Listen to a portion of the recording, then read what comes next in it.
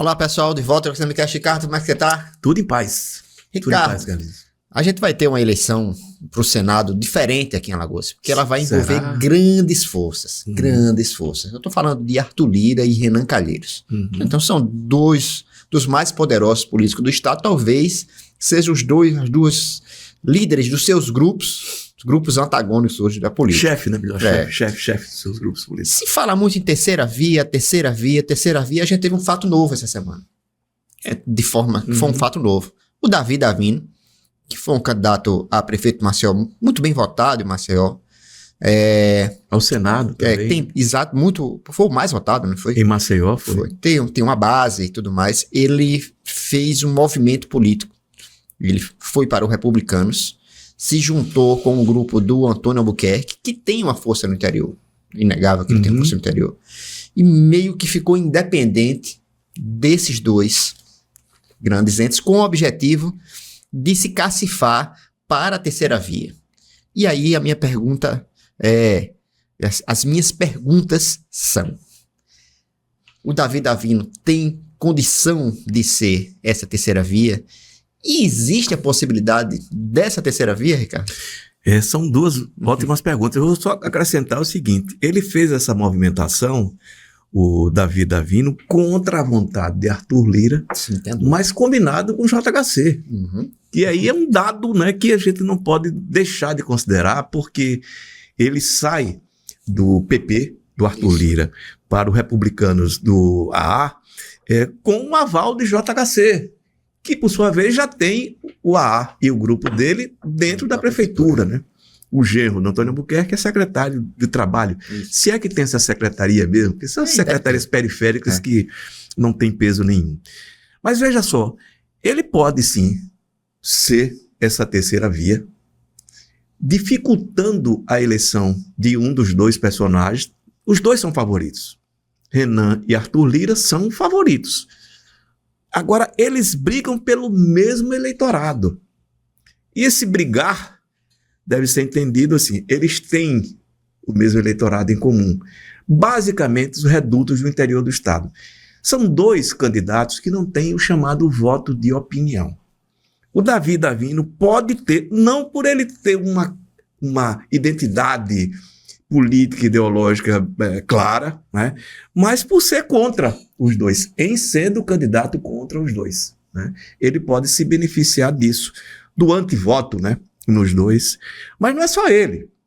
Isso, você tem o Paulão, do PT. É difícil, é uma eleição difícil, mas de repente, até pelo embate entre os dois personagens, vamos supor que o Davi Davino também seja candidato, o Paulão pode ser beneficiado com um voto diferente desses dois personagens. Pode ter, sim, e o Paulão tem algum voto de opinião. E ainda tem a Eudócia Caldas, que é senadora, né? É um desejo do prefeito deixar a mãe senadora, ou até o próprio JHC. Não está descartado. Agora, imagine um candidato, e a gente teve, obviamente não se inventou isso do dia para a noite, o Rodrigo Cunha como o último nome de disputa ao Senado, que conquistou o voto de opinião. Esse voto de opinião está solto. E, de repente, ele pode ir para Alfredo Gaspar, sim, que é também um nome muito cotado para disputar o Senado. Ele disse que é candidato a deputado federal, que a eleição ao Senado é uma eleição cara demais. Mas veja só, em Maceió eu não tenho dúvida nenhuma que muito dificilmente, a não ser com o JHC, né, na jogada aqui disputando o Senado, e não acho que ele seria candidato a senador se o JHC fosse, Alfredo pode levar boa parte desse eleitorado de opinião, e às vezes as pessoas acham que voto de opinião é só progressista. Não, pode ser um voto de direita. E, aliás, vamos repetir, o Alfredo Gaspar foi eleito, a maior parcela do eleitorado dele é de opinião. É de opinião de direita, de extrema direita, mas essa é a realidade que vivemos hoje. A gente sabe que essa realidade é mutável, né? E mutante. Mas, neste momento, o Alfredo pode, sim, ser o beneficiário de boa parte do voto de opinião, esse voto que migra para a direita.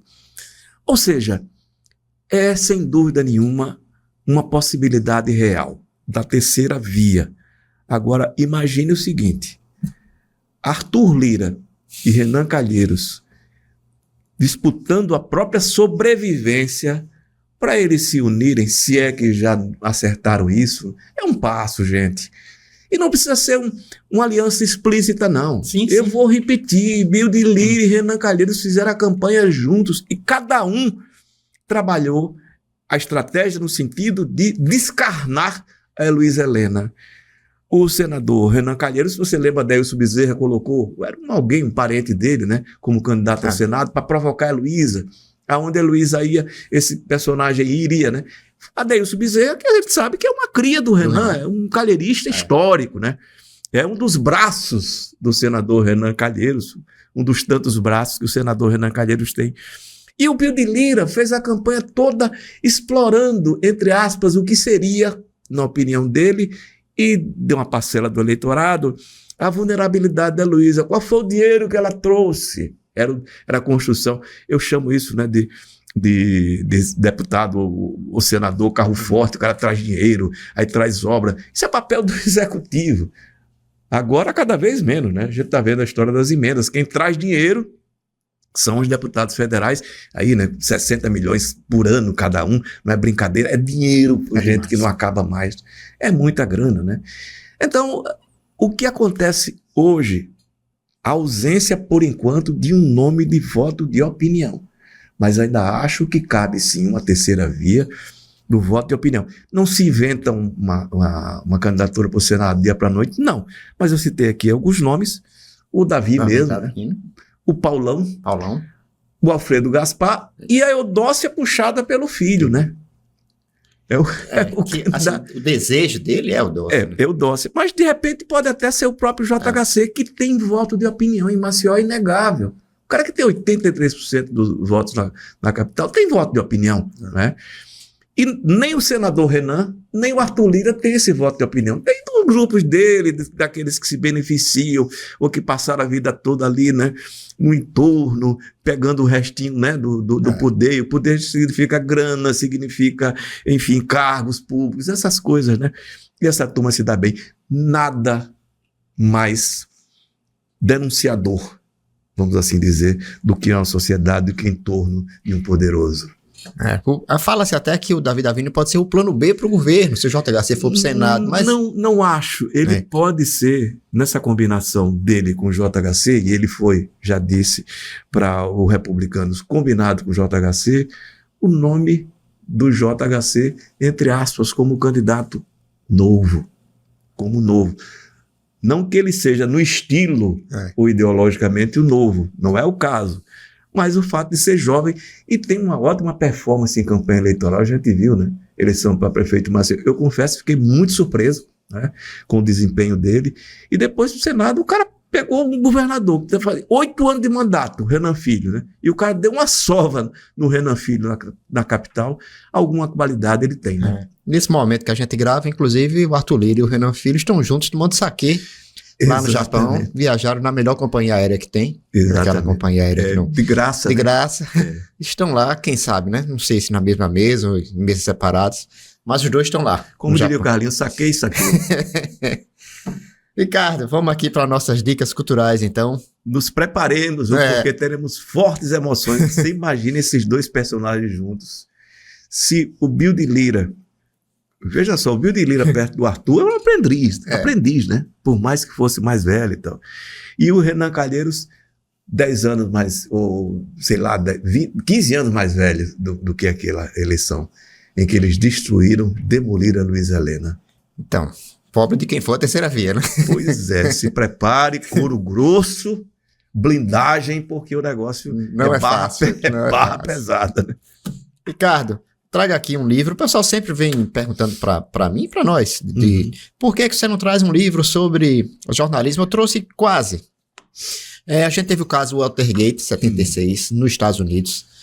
O presidente Nixon era Partido Republicano, partia para a reeleição, e tinha um complexo de edifício chamado Watergate, onde funcionava o Partido Democrata. Watergate. Entendeu? Nesse complexo de edifícios e tal, houve foram presos 4 pessoas, que essas pessoas estavam colocando escutas no Partido Democrata. Partido de oposição, colocaram. Enfim, e aí houve todo aquele escândalo, foi provado que essas pessoas eram ligadas a presidente e o Nixon acabou renunciando. Né? Tem um filme fantástico, Todos os Homens do Presidente, que ganhou do Alan J. Pakula, Dustin Hoffman e o Robert Redford faziam jornalismo, os jornalistas, mas só que esses jornalistas tinham uma fonte, a gente sempre tem fonte, né? A fonte era um diretor do FBI, isso só foi revelado em 2005, anos depois.